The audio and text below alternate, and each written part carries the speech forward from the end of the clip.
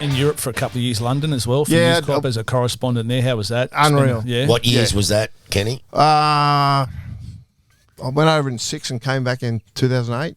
So, 2 and a bit years, whatever it was over there. And it was like not sport. It was just basically, I was hunting down, people that had run out on bloody murder things and What, like general journalism? Just anything. Yeah. Who were you working for there? News. Yeah. So I was their European correspondent. And what, chasing down anything? Anything, that was going on? it was British politics. There was election on at the time, and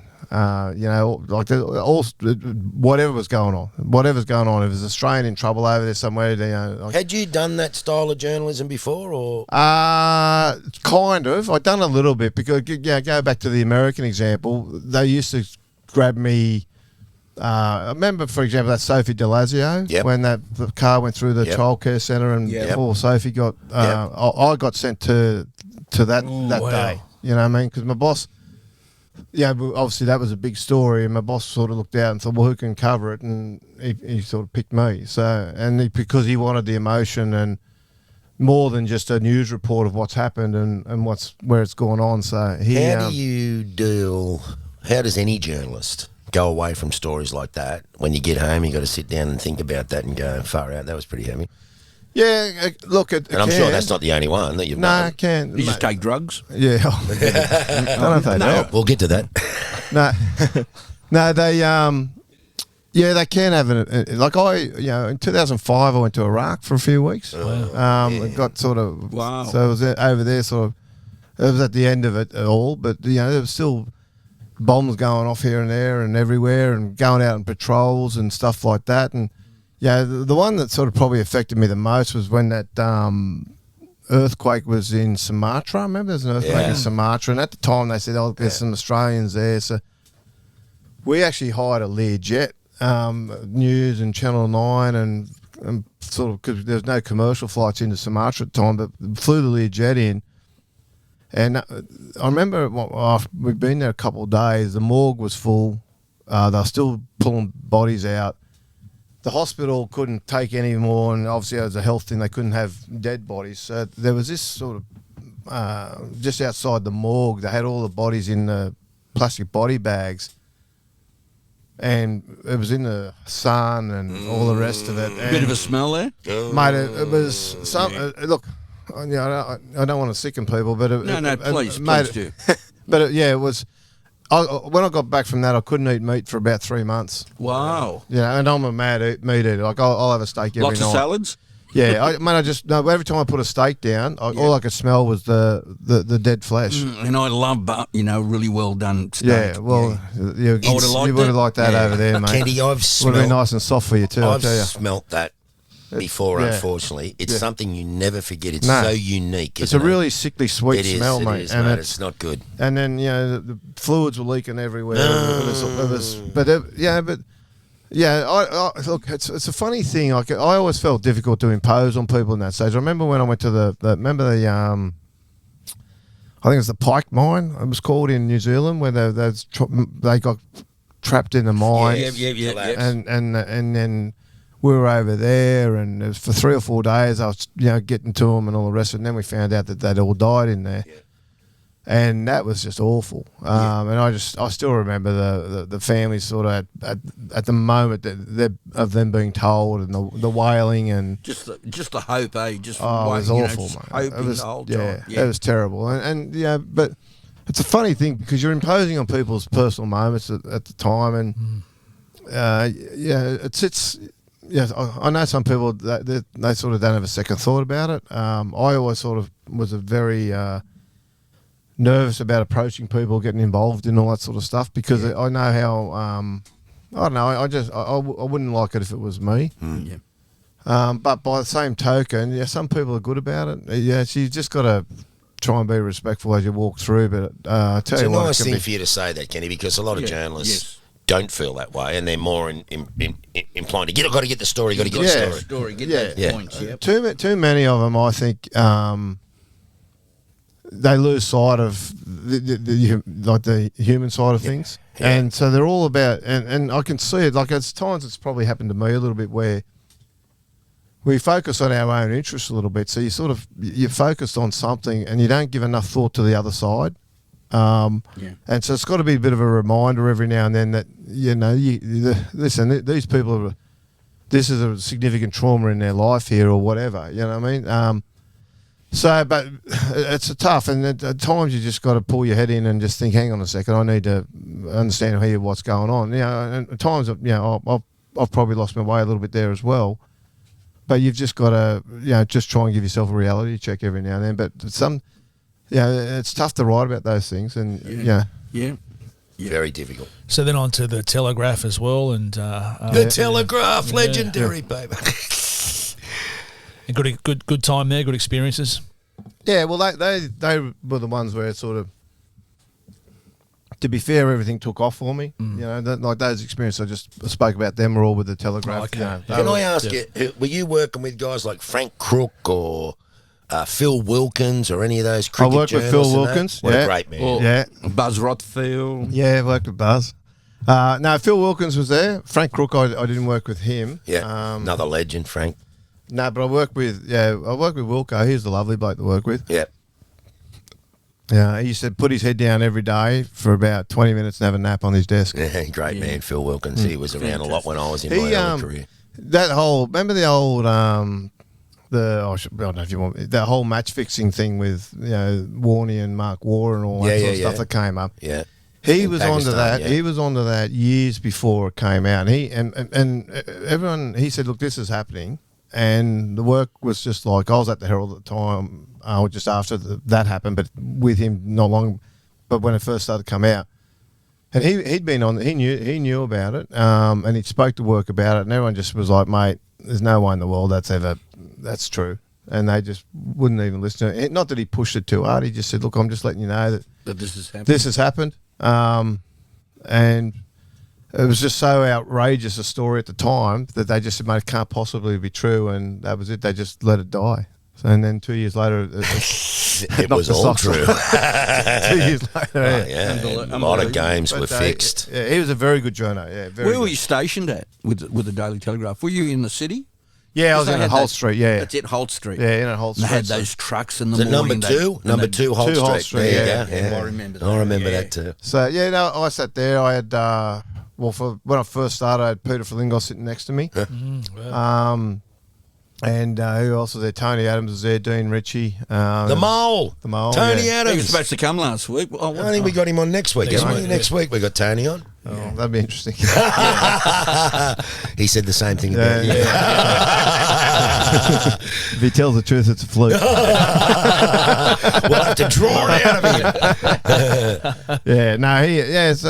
Look, we had I really enjoyed those days. That was. It was really, it was an education. Ray Chesterton, he could really write. He was a very good writer. Do you think it was much freer, the journalistic licence then? Mate, it was. But look, the relationships were so much better back then. Like, I had players' home numbers, but no one has a home number now, obviously. But you got you'd ring them at home, or they give you their wife's number in case you can't get hold of them when they got in the mobile phone days. And back then, you could sort of what you can't do now that you could do back then was you could work a story with a guy. So you'd ring up and you'd say, "Mate, I've heard this. Yeah, I'll give you I heard." Blake tipped me off one day to a story. I've told this before to when I've been not on anything like this, but I got told Chris Anderson when he was coaching Canterbury had signed the coach of Melbourne. Yep. And the person told me, said, "Mate, 100%, it's done. He'll be coaching Melbourne next year," right? And I was like, mate, he's Canterbury royalty. There's no way he's going to go to Melbourne. Family, everything. So I rang him up and I said, look, I heard you signed with Melbourne. And he said, no, I haven't signed with anyone more. And I said, well, I heard you signed with Melbourne. And he denied it for a bit. And then I said to him, I said, well, mate, I've got it. And I'm pretty sure it's right because I knew who had told me. And I said, mate, I want to write it. And he said, mate, can you do me a favour? And I said, what? He said, can you not write it? And I said, well, mate, I'll write it if it's wrong. I won't write it if it's wrong. But I said, I don't want to not write it. And then 2 weeks' time, I was working at the Herald at the time. I don't want to pick it up in 2 weeks' time and read it in the Telegraph that you signed and find out you've lied to me. He said, mate, I'll give him a word. he said, I haven't signed anything. And he said, but if anything changes, he said, I'll call you. And I said, well, mate, I'll take you at your word. So anyway, next day, Debbie Spillane, who was working at Kenty at the time, rings me up and she says, what are you doing? And I said, I'm at work. Why? And she said, Chris wants to ring you in 20 minutes. He rings me up and he said, mate, I've just told the players I'm going to Melbourne next year. He said, go with the story. And he said, and it was an agreement between us where Wonderful. he trusted me to not write it. Yeah. He clearly had. Look, we spoke about it later. He hadn't signed, so he didn't lie to me in that respect. But he had agreed, which is the old sort of. Yeah, he hadn't put the ink on the paper, so he didn't lie to you. Yeah, so he didn't lie to me. But he had the integrity, I think, to not just say, okay, now what they do is they go out and put a press release out. And for years, the modern NRL, you'd ring them and you'd say, look, I've got a story on something. They deny it. And then 45 minutes later, they put out a press release confirming what you've rang about. Yeah. And you say to them, I just rang you about that an hour ago, and you said, no, it's not true. And they said, yeah, well, we just wanted to be fair to everybody, which is not fair to everybody. No. Like if you're a journalist and you're doing your job and you get the story before everyone else, you're entitled to do it. And so the NRL took, they thought in their weird world at the time that they were being fair to everybody, but that's just not the way it worked. And what's happened now, unfortunately, there's just a really big breakdown between the media and the game, and specifically clubs, and mostly coaches. Mate. And the trust is there in certain. Why is that, Kenty? Why is that? I don't think there's any one reason, mate. I think it all started in the days of when they started making press conferences. So what happens is they put press conferences and. Yeah, in the old days, you used to be able to have personal relationships with people. So you go and be able to talk to someone in the dressing room and, you have a chat to someone. And if you got on well, they tell you things or whatever. Now you get it there and you're all in front of everybody. And so the journos don't trust each other. So they don't want to hang on to a story that someone's told them. The clubs don't trust the journos. I think a real problem in the game is that the coaches tell the players not to trust the media. And so the players that are coming into the game are coming into the game with a preset mind about not to trust, right? Now, the game worked better when there was that trust. And, for example, in the 80s, Peter Flingos and Warren Ryan hated each other. Yep. John Quayle said, I can't have the biggest writer in the game and the best coach in the game not talking to each other. So he tried to organise a meeting with the pair that they could basically sit there and sort it all out and get back on the same page again. That would have been tough. Really? Mate, it got worse after during the meeting because they just tore strips. Peter Flingos walked in and Warren Ryan jumped up and said, "There he fucking is," and it was on, right? But what happened out of that? Yeah, the game was aware of relationships and about trying to foster relationships, whereas now there's a real big moat between the media and I would even say the outside sort of fans. Right, and the clubs. And the clubs have worked very hard to try and keep everything inside. The coaches tell the players not to trust the media, which I think 9 times out of 10 probably does work to their benefit. But when it doesn't is the really big ones that are the damaging ones. And that's when it... So the 1 out of 10 that they probably need the media where it's not working there are the ones that really damage them. The 9 out of 10... don't here nor there, but the coaches don't want players leaking stuff to the media. They don't want them and they try to. And what it also does, what the players don't realise, though, is also helps the coach keep control of the club. Right. And generally they find players leaking to the media now when they're off the coach. Yeah. Right. But even that is delayed because the coaches have fostered this atmosphere of distrust with the media. The very few players trust the media anymore. So. It's changed a lot in your time, hasn't it? Yeah, but the players have changed. The internet's changed everything, mate. The internet, and social media. When I first started, there was no mobile phones, and we worked on it. We did have computers, but the computer screen was about 10 centimetres by 10 centimetres, and the computer was as big as your desk. You know what I mean? But there was no internet, no mobile phones. That all sort of came in fairly quick. Like, internet started in 96 or something. But I still remember going to work and there was one computer on the internet and we had to dial up. Yeah. You know what I mean? So all that. And so and if you wanted to use it, you had to go over and sort of, in some cases, book a time. And then you sit there, and even then, there wasn't actually that much on the internet back then. Now anything you want to find out is there somewhere. But back then, you'd look up the most basic of things, and they hadn't thought of it yet. You know what I mean? Or someone hadn't put it up there yet. So Ray finds all kinds of stuff on the internet, don't you? Yeah, a lot of porn stuff. Yeah, a lot of porn. yeah, Kenny, what about other sports that you've done? Because you've done cricket, you've done heaps of other sports, Olympics, stuff like that. Yeah, I've been to 3 Olympics. Yep. I love the swimming. You like the swimming, mate? I love the swimming. Oh, I don't mind the swimming. Yeah. I like the swimming as a pure event. The swimmers are hard to write about, to be honest. Yeah, okay. Yeah. Mate, with due respect to the swimmers, because I have enormous respect for what they do, like the pain thresholds that they reach and all that. But they're just... Paul, imagine swimming and just looking at that blue line. Yeah. Like, what do you do? Fucking sing songs to yourself or go through your accounting in your head? And they're counting and they're timing. That's a tough gig, mate. I remember going to the Gold Coast to do the story on a couple of Ironmen, and I was watching them do these their training in the morning. Guy Leach and that. Yeah, I remember Craig Hackett was there. Yeah. And I think Leachy might have been there, and anyway, I can't remember who else was there. But I remember saying, gee, I'm impressed with what you blokes are doing. And one of them goes, mate, that's nice. They said, have a look at this bloke over here, right? They said, you just watch what he does. Anyway, this guy is a kid up and down the pool. He's doing, I think he was doing 50 metres on 30-second turnarounds. It was Grant Hackett, right? It was on his way to becoming what he was. Wow. You know, he was still unknown. It was Craig Hackett's younger brother, you know what I mean? But what he was doing, and I remember just watching, thinking, mate, what about this? He was just a machine, you know what I mean? But respectfully to the swimmers, they just don't have anything else in their life. So when you sit down trying to interview them, mate, it's hard work. What else do you like to do? Well, mate, not really, mate. I get up at 4:30. Train. I go to train, and then I go to school. Then I go to train. That's true, right? Then I go to bed, and I do that 6 days a week. Get up at 4:30 again. Absolutely. Mate, yeah, they're in bed by 8 o'clock. Mate, this is when I watched the swimming because I did the 2000 Olympics and I got to see some of the swimming and stuff like that, and you learn about those things. And I spoke to a couple of those people too, and I just said, like from age 7, you've been getting up at 4:30, dragged to the pool for hours, go to school, go to uni, whatever. Back in the afternoon, same again.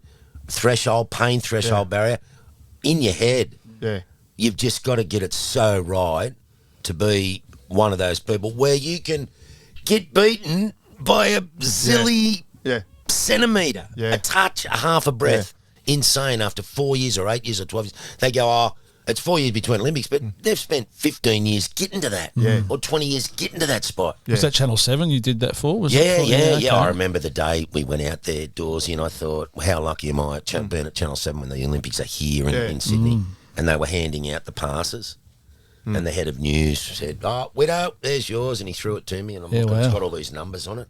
And there was this infinity sign on it. Yeah, that's the gun one. And I said, I said, what are all these numbers in that? He said, don't worry about that. You got the infinity, mate. That's go anywhere over the whole Olympics, anywhere. You could just walk in. So you were just interviewing different athletes at the time, or what was that? I did the bikes at the velodrome first, which was just insane. They're the same animal, though. Their threshold for pain. The bike riders, particularly, even the road guys, they are unbelievable what they put their bodies through. So I did the velodrome and the road. I think Lance won the road. Lance Armstrong won the road in 2000. Yeah. I might have given that back, though. Yeah, I think so. I think they made him. I did the men and women's both. And they were athletes. I mean, I respected them, but I didn't know anything about bike riding. That really blew me out. I did synchronised swimming. That was fun. Wow. That again, I knew nothing about that. Those girls are unbelievable. I did the tennis. Yes. I did some gymnastics. All these other sports that I hadn't really...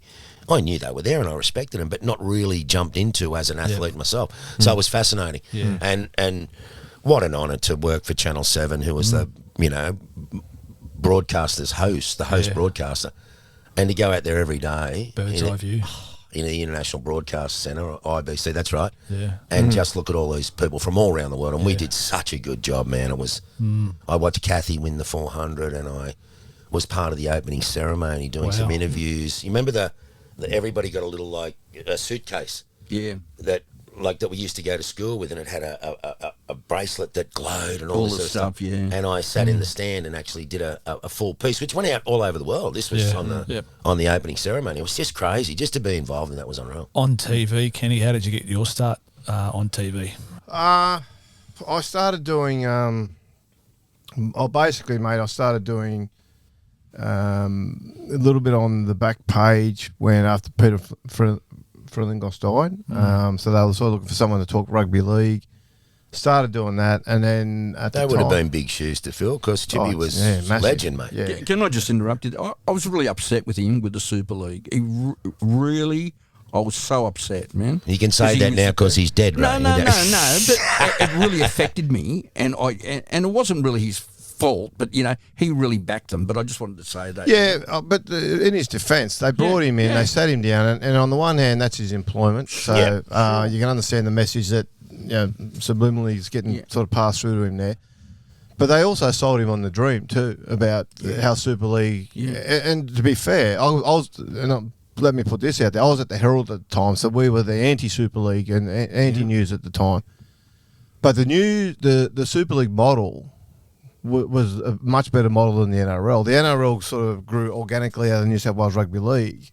And if you sat down, I remember talking to Todd Greenberg about this, he said if you sat down, you planned a competition, you wouldn't put 9 teams in Sydney, and go one at Parramatta and one at Penrith, and you wouldn't do that. You would, and that's what Super League was. But I get the whole flip side to it as well. Like these teams have been around for 90, nearly 90 years at the time, and they deserve the seat at the table. They're still. Bring back the Bears. The Bears are coming back. Bring back the Bears. You're a Bears supporter, eh? Yeah, so my family, yeah. The Bears that 30 million that's getting offered to Papua New Guinea, that was originally going to the Bears.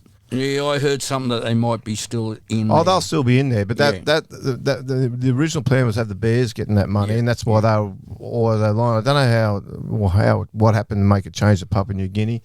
I dare say it was a government influence. To be fair, the government got in and just did the geopolitics, and off they went. Don't want the Russians getting in there. No, China. Don't want China coming down, mate. China, don't want them in there. So back to TV on the back page. So I did the back page for a little bit, and then remember the Sunday roast. I did the first year of the Sunday roast. So that was me, Guy, Matty Johns, and Voss were doing that. And then, I left after the first year to go to England to work as the correspondent, which we spoke about earlier. I think Gould came in after me to sort of fill that chair, and then when I came back, I did still a little bit more back page and all the rest of it. And then when they wanted to start NRL360, they sort of got me in and had a chat about that, and that was sort of the beginning of it. Did you enjoy the TV stuff as compared to the print journalism? They're different. Look, for a day's work, I'd rather sit and write a story. I just enjoy the writing, but the writing is not as much fun as it used to be because of the changes we've spoken about. But the TV can be fun. TV brings a lot of other sort of stuff though too. I went from sort of being anonymous to dickheads yelling out in the street to me. Well, we talked about. I talked about before you turned up. Very with important, Wits, because obviously with Wits' profile and TV in the media for so many years, and you guys have a lot in common there. How do you deal with that pressure of people calling out to you in the street or having a go at you? Yeah. Look, obviously I didn't handle one real well, but we'll get to that. But look, I think I'm pretty good, all right? And people have said to me, mate, I'll always stop. I'll always talk to people. I'll always get a photo. I don't say no. I don't say I'm too busy. I don't do anything like that.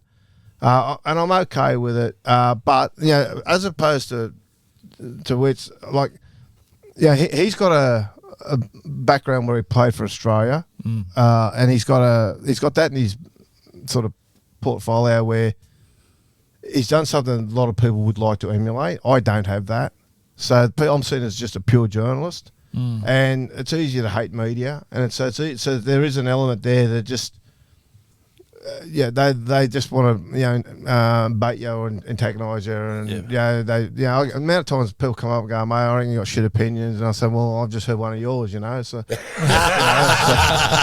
practice them at night. Hey, I'm hanging on to that, Kenty. No, I just putting thought that one in the memory bank. I've just heard one of yours, champion. What about one of yours, mate? Maybe at one of the last gigs.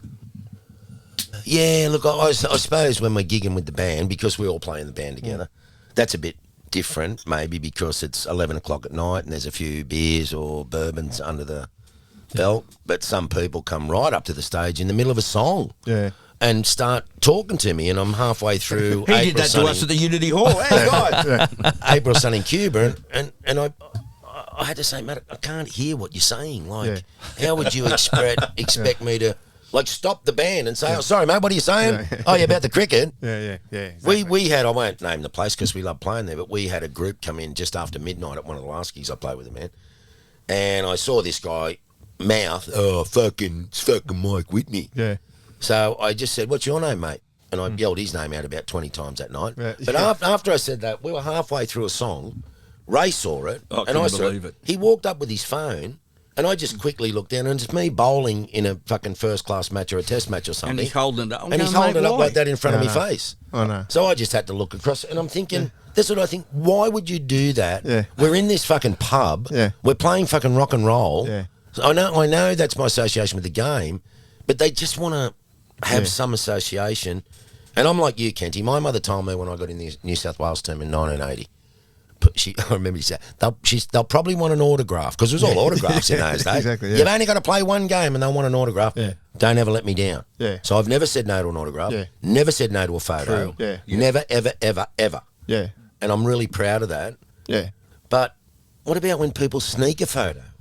Well, there was another gig we played at another place, and I'm talking to these two friends I knew, and this girl's there. I said, I'll be with you in 2 minutes. And she goes, took 10 photos. Yeah. That's why I always asked you. I said, why the fuck did you do that? Yeah. Why? I said, I'd have a photo with you. Or there was a bloke who was actually, you were talking to a woman, he's just sitting at the table videoing the your conversation. and you've turned him and says, mate, like, what are you doing? Yeah, I've had that too. Because I say this, Kenty, if I grabbed my phone now and walked into a cafe and just started filming someone with it, yeah, they'd go, what the fuck are you doing? Yeah. But that seems because we're public figures, it's okay to do that. And I get really embarrassed.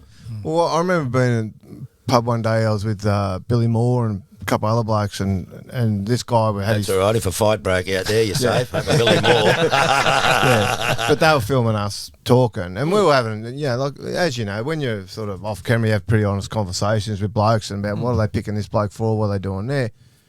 And that's just stuff and I'm mates with Billy, so that's just stuff you talk to as a mate. We're just having a couple of quiet ones, but some bloke at the table next to us was filming. Billy said, mate, you filming it? I said, oh, no. And Billy said, mate, yeah, can you delete it?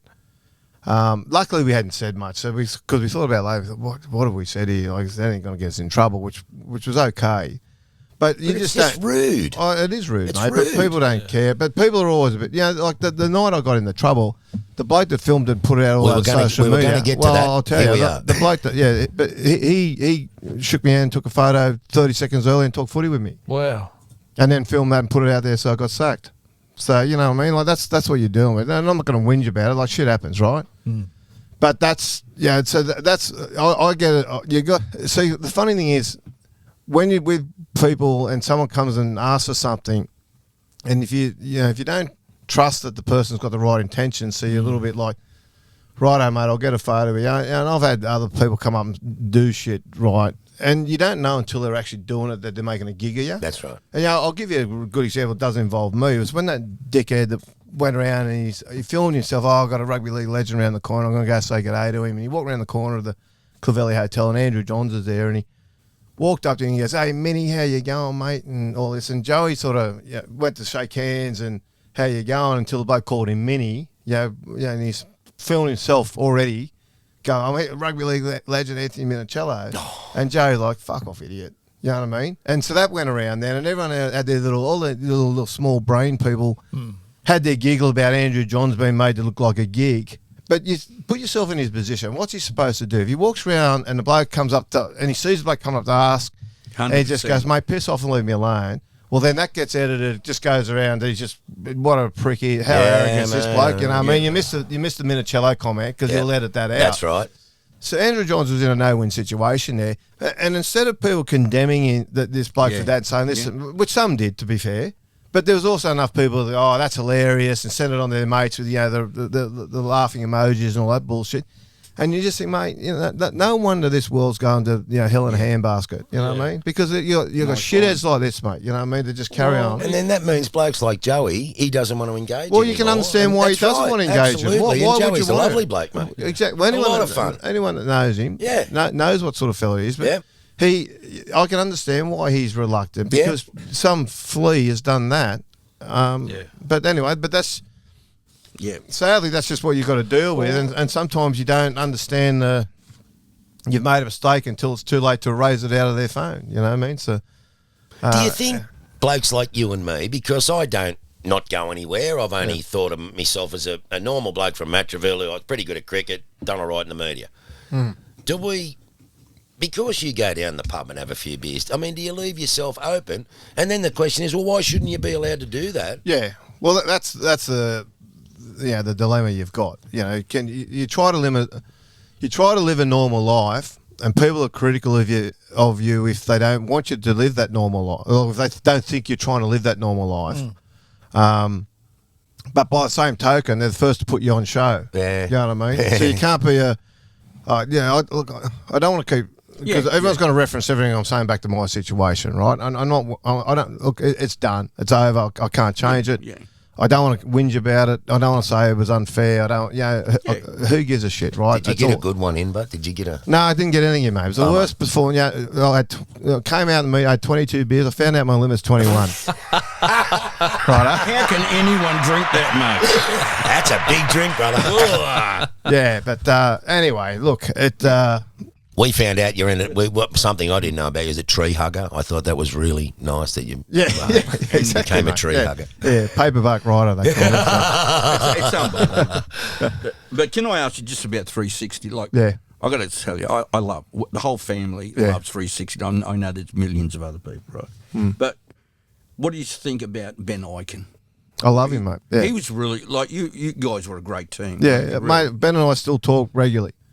Since he left the job. He's been supportive of me since everything turned shitty with me. He left to run the Broncos, didn't he? Yeah. He went to the Broncos. It didn't quite work out, and now he's a CEO of the Queensland Rugby League. That's right. But he got them there, didn't he? The Broncos. He did a very good job there. He wasn't a bad player either. Yeah, no, he was. But look, the great thing about Ben, he's loyal. Right, so he hasn't missed a step with me, even though others have sort of been a bit quiet on the phone. Sure, he hasn't missed a step with me. He has a thirst to understand and to learn and to, he's always happy to sit there and listen to other people's differing opinions. He doesn't, he's strong enough to sort of say, well, I don't agree, but he's also strong enough to say, you know what, you're right. And he's just, as a man, he couldn't be more impressive. He's everything you would want in a bloke, he's got. I like how he used to sit back and leave everyone have their word. Yeah.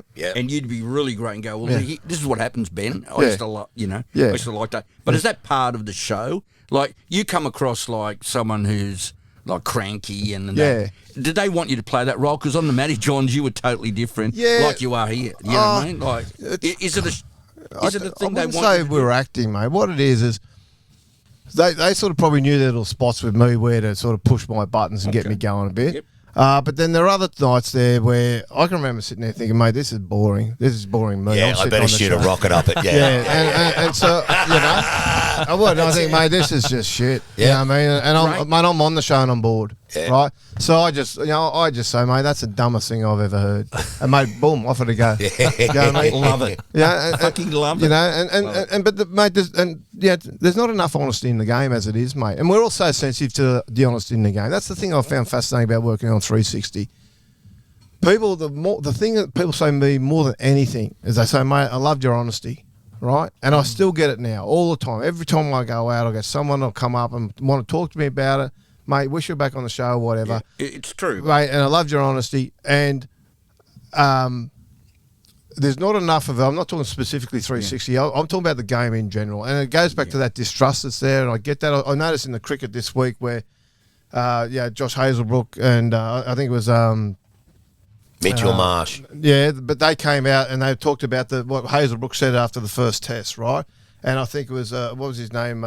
Separating the bats from the bowlers. Yeah, and all that sort of shit. Yep, see, I read that. I saw that. I didn't think he was being divisive at all. Me neither. Like, cricket's an individual game. Me neither. You know what I mean? Really, the only time you actually work as a team in cricket is in the field. Yeah. Your bat boy, it's totally an individual thing. The bowling's totally an individual thing. And it was up to the batsman to make money. As a bowler, I didn't think there was anything weird what he said. You're going to talk to the batters about chasing 480 runs. Just getting pathetic. I bat number 11. And if you've got a bloke, when you're chasing, 400 and whatever, and you've got a bloke like Usman Khawaja, who's the opener, getting out, going for a hook shot in the second over, well, maybe you do need to talk to the batsman. You know what I mean? But 100%. But from that, anyway, I think it was it Maxwell, Glenn Burgess? Is it Glenn Maxwell? Glenn Maxwell's. He came out and spoke about, about the breakdown between the relationship between players and media. And he said that players are going to be increasingly encouraged to just give dull answers. They're going to they're already becoming like politicians, where they'll give an answer that you just can't pick apart. Yeah, and unfortunately, I think in the Hazlebrook example, they picked it apart. Hazelwood. Sorry, I'm getting the names mixed up. But in the Josh Hazlewood situation, he said the honest truth, but they just didn't pull it apart the right way. And for Michael Vaughan to come out Vaughan was heavy on him, mate. Yeah, I actually think they probably needed a journo there to say, hang on, maybe you just misread this or taken it the wrong way, because I don't mind Vaughani. Yeah, I think he's quite reasonable too. I don't think he was trying to be deliberately inflammatory. Yeah. I think he just misunderstood the answer. Because Josh Hazel was separating them, but it is up to the batsmen to make the runs. It's like asking me. Okay, go and ask the openers what they're going to do. Tell them to get some runs. But talk to AB in my day. Mate, if you're relying on number 11 to get you the runs, you're in trouble. Absolutely, you're in trouble. Big trouble. Talking of 360, do you have any stories about Spud other than the boxing one? Well, we can cut it out if we need to. What about when he embarrasses you and gets you that jacket from MJ Bale? Yeah, MJ Bale. Yeah, that's the last ever show. He always shows it to me in the car before He's got about 10 jackets. Did I show you my jacket? Mate, he comes in. But you did get one, didn't you? Yeah. But he comes in every time, dressed to the nines. He says, there's a main chance every week to dress up. You know what I mean? How good's his hair, though, too. Yeah. And he's got the little handkerchief in the top kick. He gave me one of those as a gift once on the show. One handkerchief. He didn't ask for any money? Yeah. Wow. No, he's always kicking up for, get me on more often, I'll give you another handkerchief. Got you on often enough, brother, trust me. No, he's great to work with because, he's just, he's a typical front row, mate. He takes instructions. Yeah. Well, Sputter said the same thing about you, that he enjoys working with you. It's really, there's obviously a mutual respect there. So. Well, I go and train with Spud. You know what I mean? So not a lot lately, to be fair. I've had some ribs I needed healing. From the last training session. From the tree, actually. Bloody tree. Do you know what type of tree it was? Yeah, paper bark. It was a paper bark. Paper bark. Okay. Yeah, so... tough. Very medicinal. Yeah, it wasn't that night, though. No. It was like the health system. It caused a problem and then tried to fix it. So. No, but anyway, he's great to work with. Look, they're all... What about Matty? Champion to work with. Funny man, isn't he? Really clever. And Matt's got the ability to make TV really easy for you. Yeah. So if you're with him, and I always thought that part. I know everyone sort of saw me as the shitty sort of bloke and all the rest of it, but with Spud and Twos and Billy Moore, like I talked to them before the show. Yeah. Help them out with if they had sort of a little bit of a black spot in their information on different things, and because you don't want them coming on looking like a mug, you know what I mean? You should have helped Buzz Rothfield a bit then. well, I actually think Buzz gets put too much shit put on him, to be honest. Mate, what's the buzz? Some of his... I don't agree with it. I disagree with 90% of what Buzz says, but I'll also say Buzz gets some really good information, and there's... obviously the things I don't agree with, but every now and then Buzz says something I think he's absolutely spot on. But and I think they should be probably saying to him, mate, you need to, we need to listen to that. What about Fatty Vorton's retirement from media? Do you have much to do with Fatty? Oh, not really, because he was always at the opposition to me, so I never I never worked You never went on the Footy show or anything? No, I don't think I ever worked with him at all, to be honest. Bo Ryan's doing okay now, isn't he? He's going really well, yeah. Well, he sort of... It's funny, is he still doing footy? He's coming back on Triple M or something? Yeah, with he's done a couple of really big TV shows. Yeah, he's done the other shows, he got out of footy, entertainment, though. Yeah. And there's not too many he's quick crossed with over from sport to entertainment. Oh, he's clever. But see, that's the thing about sport. That's what you find out about footy, right, is... it's such a cut and thrust of just getting through training and they're weak at training and putting shit on each other and having fun. The footy players have a natural affinity to be quick. You look at Fletch, right? Yeah. You look like Fatty. Bo Ryan. They're all quick with it. Every Matty Johns, clever. But they've all got, every footy club's got them. Every club needs them. Yep. Yeah. And they're just natural stars when they go to TV. And they're 40 years ago it was Bert Newton and Don Lane doing all that sort of shit. Now they're getting ex-footy players to do it. You know what I mean? Yeah. Because they just like one of the funniest afternoons you can have is go out and have a beer with Fletch and his mates. Like they're absolute champions, right? Yeah. And all you do is you spend the whole day laughing. You know what I mean? Like I sit there, I'm like an Easter Island. I just sit there and I try not to say much. I try not to say anything that's going to draw attention to me because then they'll be into me. But it's hilarious. Just we run into Fletch last year in Vegas. We went over to watch the footy in Vegas last year. I spoke to him for no more than 15 minutes on the opening night there. And I was exhausted for a day. Yeah. He went like this, Weirdo! And that's saying something. I couldn't get a word in. That's saying something. Because he didn't stop the whole week. Talking on Vegas, we're going back again in a few months to do the podcast. Junior Pearce helped us out. He puts us up in a room at the Hilton there where all the officials are. And so we take this. Take this gear. Yeah, junket, mate, junket. Yeah. So, and good luck. Who did we interview? We had Peter Beattie. Was it Peter Beattie No, Warren Beattie? Warren Beattie, you called him. It was Peter Beattie. Peter Beattie, the former Premier of Queensland, and he's a commissioner, and he's calling him Warren. I'm going, Ray. No, man, that was an American. But he was such a good sport. Everyone was a great sport. Yeah, Bob Ford used to do that deliberately, call you by the wrong name just to put you in your place. That's how Freddie got the nickname Freddie. Yeah, we heard. Yeah. Tell us. Well, he got picked in the New South Wales team when Jack, I think it was 89, might have been. He's 89 really young, 90. wasn't he? 89, might have been 1990. And Jack called him Fred. What's your name? Freddie, come here. Was he about 17? Freddie would have been 18 or 19. That's right, he was young. 18, I reckon he would have been. Yeah, but he was a boom kid, and everybody, this kid's going to be, which he did become. He was something else, Freddie. But yeah, that came because Jack sort of just to put him in his place and let him know that he needed to earn his spurs a little bit. He said, "What's your name, Freddie? Come over here." Unbelievable. Just back to Vegas quickly. We've got an Airbnb house, and it's sort of like a 1960s drug lord house. It's got a pool and a diving board. Oh, how outstanding! You should see it. We've got a spare bedroom. Yeah. So, mate, if you want to come over and join us, mate, jump on a plane and get over there. I'm sure I'll be welcome over there. Just stay at the house, mate. Just stay at the house. I might just stay at the house. Let's just talk about Vegas last year because it was great. We had a great time. But did it affect the teams that played there? After it? Yeah, I probably did a little bit. They probably had a little bit of an emotional sort of come down. Because I will say this, as opening games, all four teams were up. Both games were outstanding. Fantastic. And they were so up for the games. And I haven't seen a better opening round performance like that in years and years and years from both sides.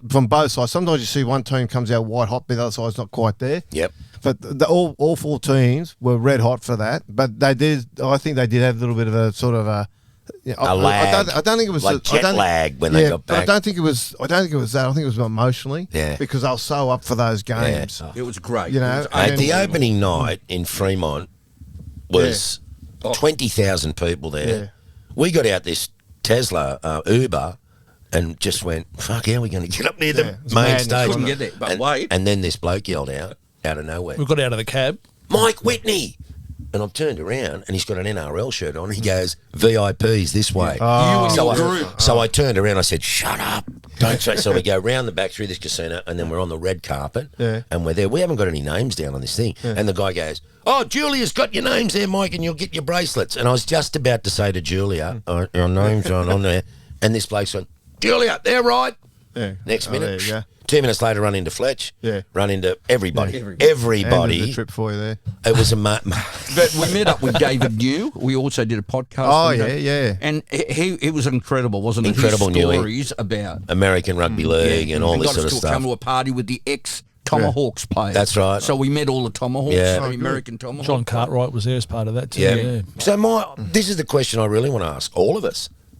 I know we're going back this year, and I know there's 2 extra games this year. The women are playing, and there's also 2 English teams playing. Warrington and Wigan, That's right, and our girls are playing against England. Did it work last year? Did they achieve what they wanted to achieve by playing in Vegas? I don't think they achieved what they wanted to achieve, but I think what they did achieve has made it all worthwhile. So, look, I think the whole Vegas experiment was a Trojan horse to get into the American betting market. 100%. I was going to ask you about that. So, which, now I wasn't working when all this conversation was going on, so I was stood down. But I heard no one brought it up, and I think most journalists didn't want to bring it up because they didn't want to get blacklisted, and so we'll take their name off the list now because there was obviously an NRL plane going, and every journo was they were like crabs in a pot trying to get one of the seats, right? Yeah. So I think it was about getting the betting market. My understanding is the betting regulations have changed over there now, so they won't really get the pot of gold that they thought that was there. So I don't think that'll work. If I was running the game, I would be promoting the game, not so much about we're trying to get a foothold in the American market and this bullshit about having a team there one day. That's fantasy. I just think it's ridiculous to even do that. Teams now complain about a 5-day turnaround. Can you imagine saying you've now got a 12-hour flight, right? And can you imagine saying to a team that's over there, boys, you're going to fly out for 12 hours, then we're going to put you after the game, put you on a plane home for 12 hours. Yeah, right? You just can't do it. Like it's ridiculous to do it. But they're selling this con to the fans. What I would do, the way I would promote it is, this is how we're going to open our season each year. Yeah. Because what it does, it sucks. Vegas opener. It sucks all the media space out of every other sport. Rugby league, just for 2 weeks before that game and for half a week after it, every other sport's battling to get a line in the paper. Yeah. I mean, AFL's just forgotten about the rugby. Well, does it seem they even still play that game? You know what I mean? Rugby league, Vegas just dominates, and even to an extent that the other 13 teams in the comp now, they don't get much of a mention either. Okay, they certainly didn't last year. But as an opening round promotion, it was brilliant. It was so good, and it went off better than they thought. Yeah, but they won't get what they were originally trying to go there for. You're so in a bubble there too, aren't you? For the week that we were there, it was just all the podcasts, the rugby league, moving on the game. Wow, Allegiant Stadium, let's go in. It was insane.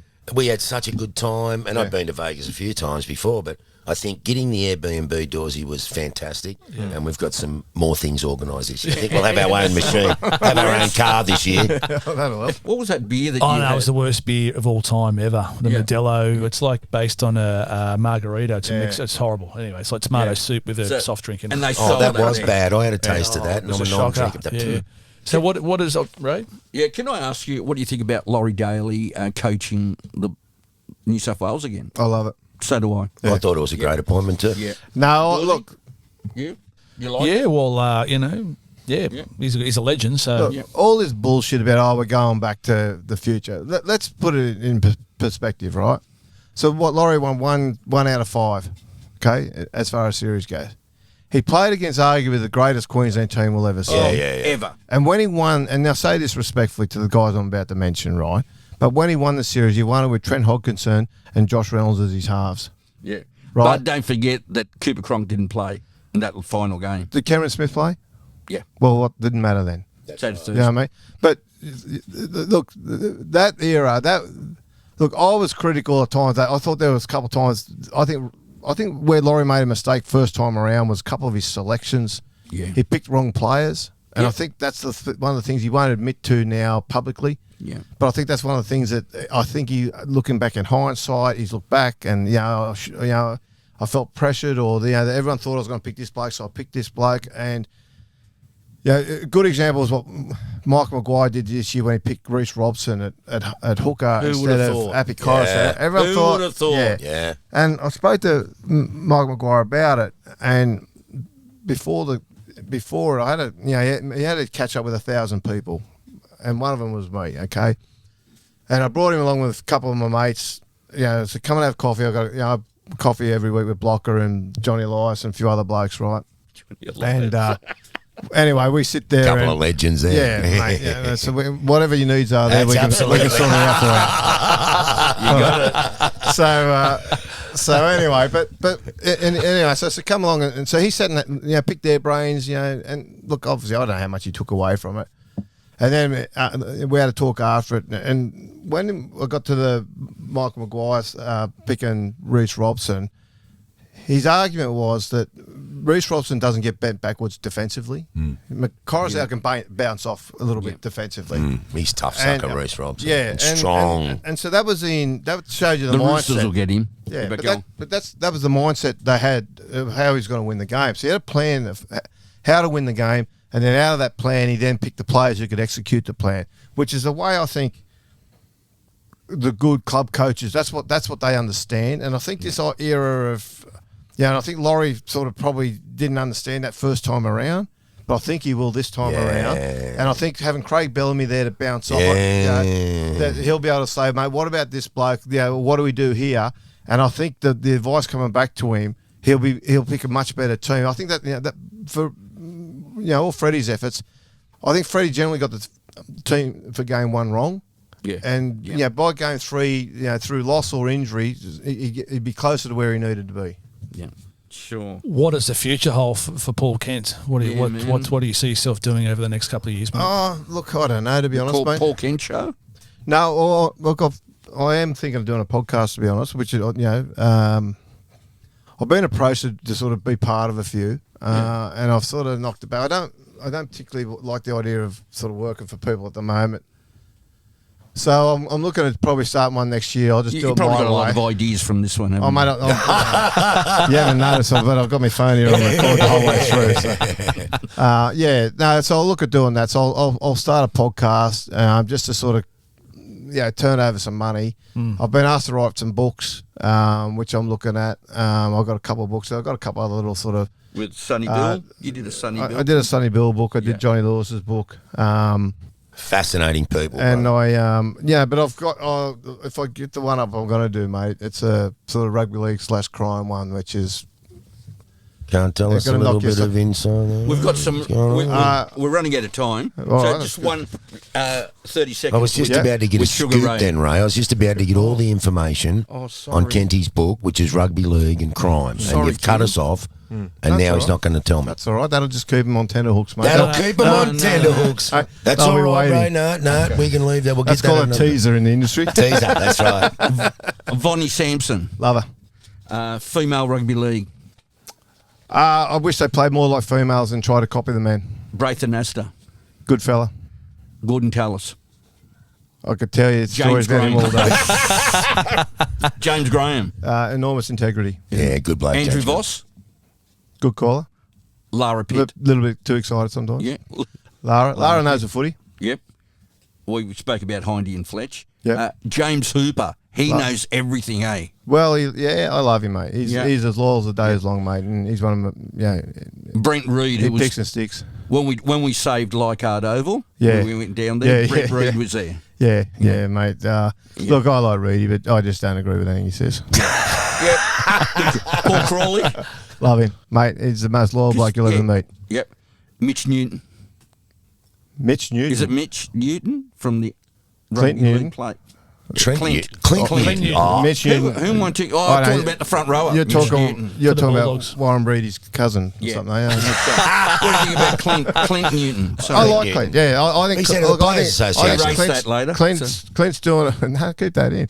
I think Clint's doing a really good job for the player. I don't agree with everything he does, and I think there should be sometimes. It annoys me sometimes. I think the game needs to be looked after more than just the current players. Sure. But I think as a representative, I think he does a good job for him. Greg Alexander. Very good player. Yep. Very good. Was fast, wasn't he? He was super fast, yeah. I reckon he could have been anything. Yeah, he nearly was, but you know what I mean. Just the problems. Yeah. Anyway. I've only got two quick ones, and then we got to wrap up. Yeah. When do you reckon we first met? 90s. Yeah. 90s. I played until 94. So you reckon I was... I don't reckon you were playing. No, it was after that. I reckon it was after you were playing. I reckon 90s we met. Do you remember Rick Allen? Yep, well. Yeah. He was a great player, Rick Allen. Yeah, very good cricketer. So he was my deputy sports editor. Yep. Wow. So he put me in touch with you. I remember meeting you before you remember meeting me, but I remember meeting you in the 90s.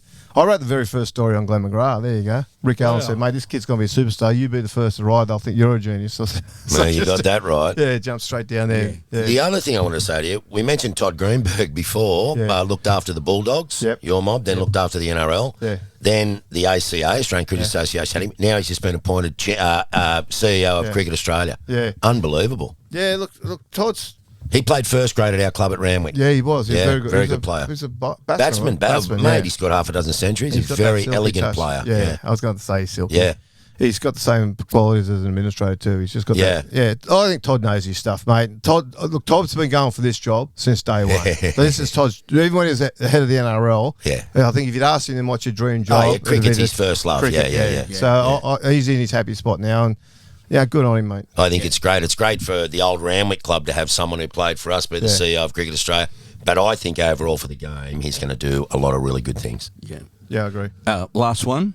West Tigers, can they make the 8? Please help me out here. No, not next year.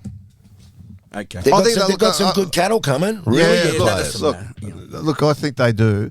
Is Bateman still there, or is he gone? No, he's going to go. No, he's going to Saints. I love Johnny Bateman. Why don't they? South. To yours. Yeah. No, I didn't hear that. Him and Benji don't get on. Look, I think tough sucker, but not frightened. Good player. Oh yeah, mate. And now what he is, he's just a winner, mate. Yeah, he's unorthodox. I'm a big John Bateman. He's unorthodox, really. He finds a way to win a game, mate. Yeah, he does. Yeah, I like it. Well, get him to South then.